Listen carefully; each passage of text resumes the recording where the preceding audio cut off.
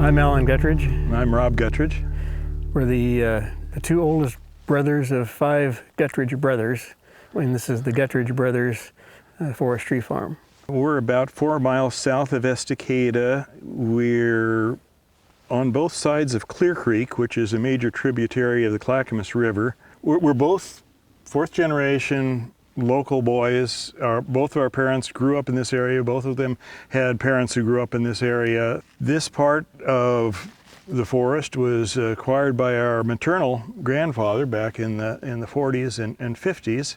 Part of it was added by my father, who bought it from my mom's younger brother in about 2000. And so combined, it's 100 acres. Most of the timber that's on it today came in naturally.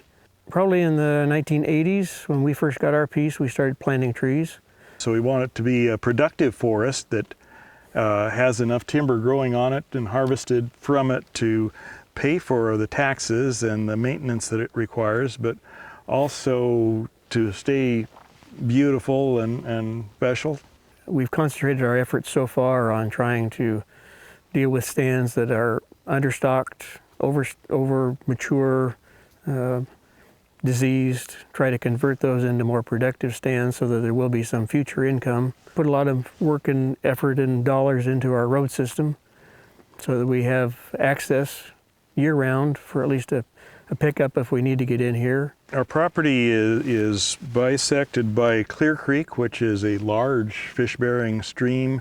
It is spawning grounds for coho and chinook and steelhead and even lamprey. We hired Tony Pranger, Elkhorn Forestry Incorporated, to kind of be our consulting forester.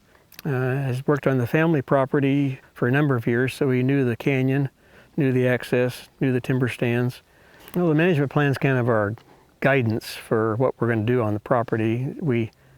It took us some time to kind of figure that out and figure out what our objectives were and get those set down.